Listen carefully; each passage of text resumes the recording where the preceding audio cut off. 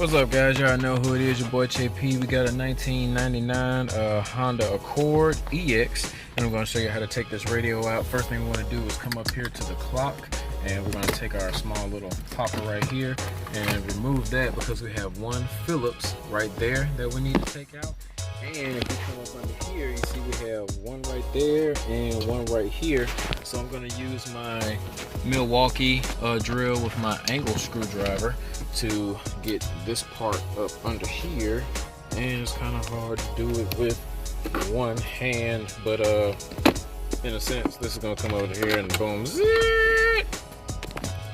Alright, so now that we got those two screws out on the bottom and that one back here, everything else is just going to be held in by clips and basically move to the side. We don't have to disconnect those harnesses unless you just want to. But yeah, we're looking at one Phillip at the bottom, one Phillip at the, well, one Phillip at the bottom, one Phillip at the top.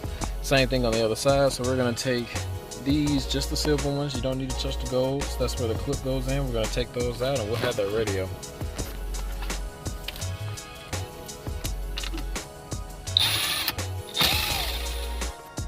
Alright guys, all four screws are out, and let's go ahead.